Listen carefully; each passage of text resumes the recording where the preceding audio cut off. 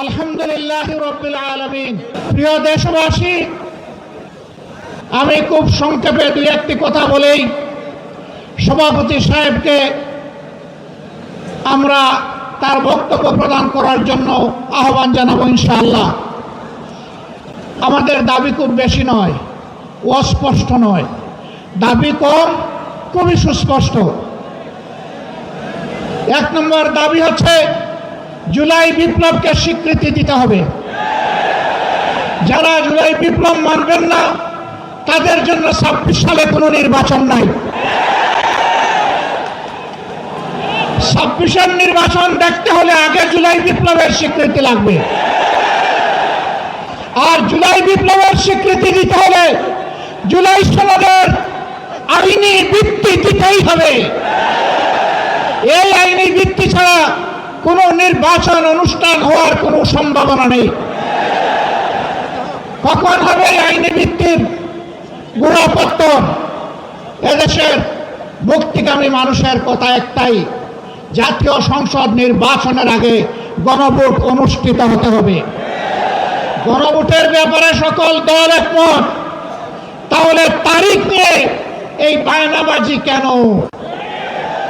একমত হয়ে যখন স্বাক্ষর করেছি সবাই, তখন গণভোট আগে হওয়াই হচ্ছে যুক্তিযুক্ত। এর মধ্যে দিয়ে আইনি ভিত্তির পাটাতন তৈরি হবে ইনশাআল্লাহ, এবং এর ভিত্তিতেই আগামী জাতীয় সংসদের নির্বাচন অনুষ্ঠিত হবে। জাতীয় ঐক্যমত কমিশনে গিয়ে সকল দল আমাদের মতামত দিয়েছি। এই 8 দলের পক্ষ থেকে বছরখানেক নোট অফ ডিসেন্ট আমরা দেই নাই। আমরা প্রস্তাবনা রাখলে যৌক্তিক মনে করে সেখানে আলাপ আলোচনায় আমরা ইতিবাচক মত দিয়েছি। এরপরে সংখ্যাগরিষ্ঠ দলের মতামতের ভিত্তিতে একটা চার্টার তৈরি হয়েছে। এটি হচ্ছে গণতন্ত্রের কথা, যে সংখ্যাগরিষ্ঠ যা বলবে বাকিরা তাই মেনে নেবে।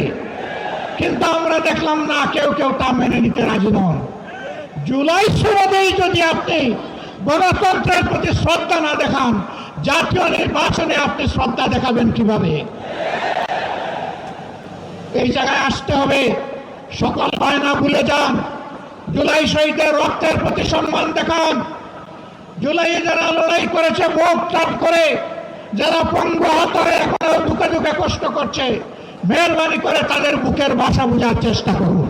জনতা কি চায় কান পেতে শোনার চেষ্টা করুন। যদি এই ভাষা বুঝতে ব্যস্ত হন, তাহলে নিজের পরিণতির জন্য যে বুঝতে ব্যর্থ হবেন তাকে তৈরি থাকতে হবে। আমরা কথা দিচ্ছি বাংলাদেশের জনগণকে, আমাদের সহযোদ্ধারা আমাদের হাতে এনে মুক্তির প্রাথমিক পরিবেশটা উপহার দিয়েছে। আমরা জনগণের মুক্তি আদায় করে ঘরে ফিরবো ইনশাআল্লাহ। আমরা ভদ্র ভাষায় কথা বলছি, ভদ্র ভাষায় কথা বলবো, কিন্তু আমাদের দাবির ব্যাপারে আমরা হিমালয়ের মতো অনড় থাকব।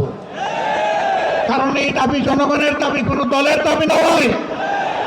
এই দাবি বিপ্লবের দাবি, এই দাবি ফ্যাসিবাদের দাবি নয়। অতএব ফ্যাসিবাদের দাবির কাছে বাংলাদেশের জনগণ মাথা নত করবে না। তৈরি হন। যতক্ষণ পর্যন্ত জনগণের দাবি আদায় না হবে, আমাদের আন্দোলন দুর্বার গতিতে চলতে থাকবে ইনশাআল্লাহ। আজই শীর্ষ নেতৃবৃন্দ এই মিটিংয়ের পরে আমরা মিলিত হচ্ছি। পরবর্তী কর্মসূচি যথাশীঘ্রই আপনারা জানতে পারবেন। সেই কর্মসূচি বাস্তবায়নের জন্য প্রস্তুতি নেওয়ার আহ্বান জানিয়ে এবং সরকারকে জনগণের ভাষা বুঝে অতি শীঘ্র গণভোট আগে দেওয়ার সিদ্ধান্ত নেওয়ার আহ্বান জানিয়ে আমার বক্তব্য এখানে শেষ করছি। আল্লাহ হাফেজ। বাংলাদেশ জিন্দাবাদ। আর দলীয় আজকে এই সমাবেশ জনগণের দাবি আদায়ের পাঠাতন হোক। আসসালামু আলাইকুম ওয়া রাহমাতুল্লাহ।